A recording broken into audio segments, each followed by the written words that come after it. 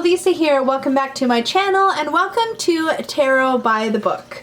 So if you are new here, Tarot by the Book is a weekly series on my channel where I use a randomly selected deck and give you a 3-card week ahead reading for the general collective, and then I dive into the guidebook and see what the guidebook or little white book for the deck has to say. So this week I have randomly selected the Guardian Tarot by Beth Salonen. This is an old favorite of mine. I find it has a really wonderful sort of self-care vibe. I keep a little piece of petrified wood in with my deck because it has this gentle tree spirit energy about it. So this is the deck that I selected for our Tarot by the Book this week. It comes with just a little book, which I have marked the pages with color so that I can easily flip to the right suit. It does sort of bleed into the pages a little bit, but I really like this method for being able to quickly access what I need to access. This deck, I've edged it in a sort of periwinkle kind of, maybe it's not quite periwinkle, but kind of a denim-y, light denim-y blue to match the backs. And I actually used this deck for my year ahead spread for 2019 and kept it aside exclusively for that purpose throughout the year, and I kind of missed just generally working with it. It's really different and I find it to be very nurturing, but it does kind of go its own way through several of the cards, which makes it interesting. And I don't know that I've done a lot of intuitive work with it, so it'll be interesting to see how I do. Pulling intuitive meanings from these cards, I tend to really work with this deck with its book, so that's kind of interesting. I'd be curious to hear down below if you have relationships like that that are different with deck to deck. Most decks I read intuitively, but there's definitely some where I really just work with them with the book.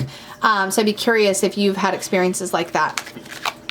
As always, I'll try to remember to have timestamps down below for those of you who want to jump right to the reading or right to the by the book portion at the end. But I'm going to be getting started on the reading portion now. So if you would like a reading for the week ahead or for a situation in your life, just focus on your situation, focus on your week ahead as I get shuffling here. Remember to take a couple of deep breaths, really center and focus on the cards as they're being shuffled. And I will be using my standard 3-card positions. We'll be looking at energy, obstacle, and advice. So you can apply those 3 and however they're interpreted to your situation or just to the general week ahead. I will be reading and interpreting as if we're looking at the week ahead. So keep that in mind, but you're welcome to apply these meanings to anything specific. So we'll do a couple more shuffles and then I will cut and we'll dive right into our read.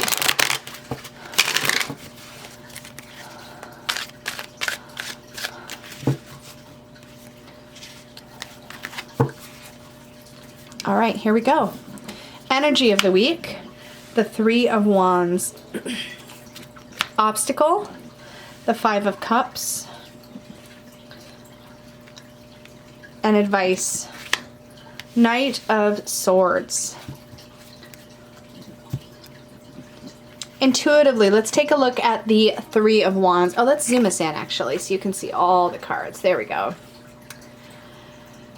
So the 3 of Wands, we have one of our tree guardians kind of gazing at these 3 candle flames, one red, one green, and one blue. And I get this idea of somebody who is managing or focusing all of their intent, focus, and energy on their desired goal. This card makes me think of candle magic, and I think of sitting and staring at the flame as you're focusing your intent, which is something that I do when I do candle magic. And with 3 of Wands, to me, that's about growth, but it's about growth in our purpose, in our spiritual path, or in the things that really drive us forward, our passions. So when we're looking at this as the energy of the week ahead, I would say that the energy of the week ahead is about really making forward progress and growth in relation to our passions or the things that we're really focused on right now from a life's work kind of way. So this may not be your actual job. This may be your side hustle. This may be the thing that you're doing to really, this may be something you're studying. This may be your tarot practice or your self-worth practice, or it might be a healing practice. But there's a practice that's something that really drives you forward. And this week is going to be about really manifesting and focusing on pulling what you can from that experience through your own desire. That's what came through for me with that card. When we're looking at the obstacle of the week, we're looking at the 5 of Cups in more of a shadowy aspect. The 5 of Cups being the disruption in the realm of emotion. We're looking at conflict, we're looking at emotional difficulty, possibly grief or loss. What's interesting here is we have this sort of lone guardian that looks very small And we have these larger guardians that seem to be looking out for her. And I think to me, this is a reminder that even when we're going through difficulty, that we have this assistance, this unknown spiritual help that we may not be aware of from the universe. And I think it's a reminder too that while we want to stay in our pain, we want to feel what we're feeling when difficulty arises, that we also need to remember that there is something bigger than that as well. When I see this in the obstacle position for the upcoming week, I really think that we might be facing some difficult moments. Perhaps we might find that we're just struggling to feel balanced emotionally. We might just feel like something's throwing us off. This could be a hormonal thing for some of us. It could be something else that happens, a life disruption, a relationship disruption, or something else that throws you off from an emotional sort of even-keeled place, makes you feel a little bit out of your element and a little bit at a loss of how to process things. Small day-to-day ways that the Five of Cups energy can show up is really in moments of emotional disappointment. Sometimes when we think something's going to go a certain way or be received a certain way and it's not, we can get really in our heads and our hearts about it. And to me, that's kind of what the Five of Cups energy can be about. It can be about sort of losing sight of the truth and focusing instead on the feeling. I hope that makes sense. When we're looking into advice, we have the Knight of Swords. This is really interesting because we have this sort of crow friend kind of landing on this almost invisible tree guardian spirit here who seems really large. Like we have this like mountainscape and he seems like he's literally made of the sky. This is really interesting. What's coming through for me with this card right now is this concept of listening to, like, not doubting ourselves. So I think the Knight of Swords is telling us that we need to go with our instinct, particularly when it comes to decisions we want to make. Perhaps not to dwell quite so long in the decision-making process and maybe go with the first thing that really feels right and true for you this week.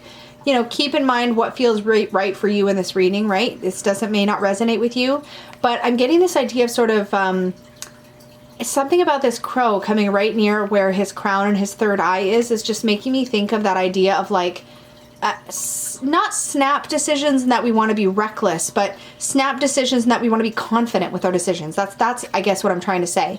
Confident and move forward with our decisions this week from a place of knowing that we've got what it takes to handle what's going to come up. So be confident and decisive. That's the word I was looking for with your decisions this week. So let's zoom out, take a look at the little white book together and see what it has to say. So we have our Three of Wands first. So I'm just going to flip to the red section here. Three of Wands.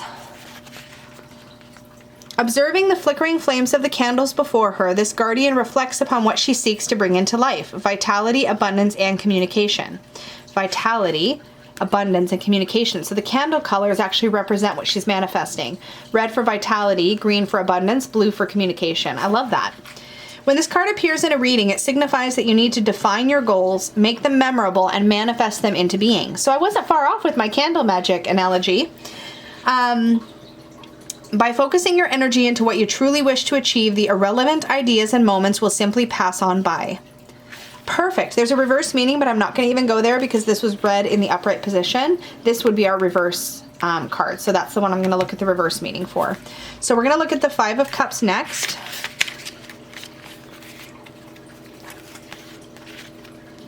As this guardian appears, there lies many memories of what could have been, what was, and what will never be, whispering through the mind.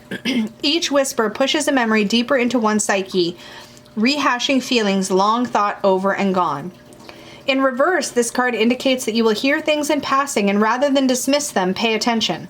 There's something tucked away that you will need to be mindful of in the future. Oh, that's interesting. So whereas in the upright, this would be advising you to tune out those voices, it's actually telling you to tune in. Listen to those inner voices, pay attention to what you get from that inner listening, and see what comes through. That was definitely a different message than what I got intuitively. I still really appreciate my intuitive message, but I think that I would like to play with both of those meanings. And this is something else when you're working with the book and you're working with your intuitive messages. There's no reason you can't let each bit of new information or new insight be a layer that you work with, or you can choose to work with your intuitive or the book, whatever feels like it resonates better with you. I sometimes will use both. Sometimes I'll use only intuitive, sometimes only book. It just totally depends on what feels true in the moment. And even that is an act of listening to your intuition, right? Let's take a look at our Knight of Swords as our advice card.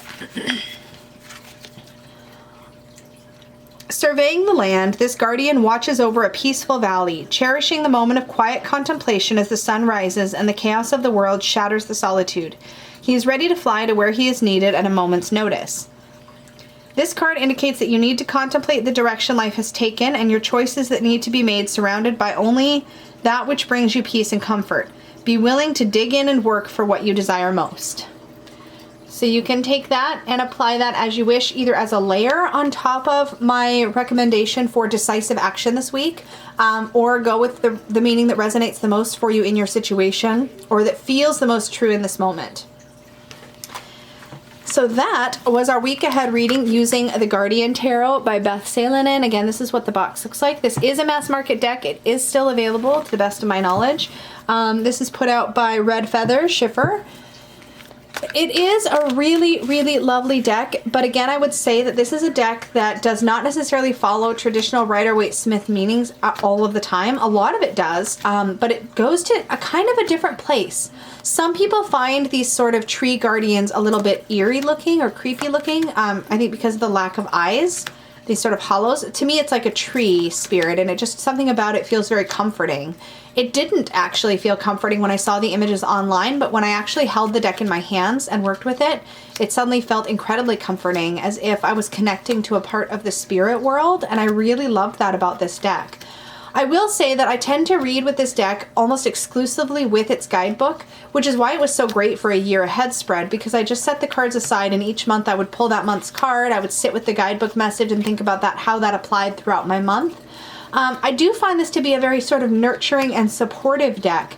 As much as it can kind of ask us to face difficulty, it seems to do it in a really loving, gentle, and guiding kind of way. That never makes you feel like you're alone and that you're having to sort of traverse the shadow unsupported. And I really appreciate that about this deck. Another thing I really like just aesthetically is the way that you can sort of see, even though the cards are smooth and glossy, you can see the texture of the watercolor paper behind the paint, and there's something about that just charmed me when I first held this deck. So that, my friends, is the Guardian Tarot and our Tarot by the Book for this week. I cannot wait to hear your feedback down below. Remember to like this video, subscribe if you're new here, hit the little bell so you don't miss my future videos, and if you want to book a reading, you can always do that with me over at supportivetarot.com. Thank you so much, and I will see you in the next one.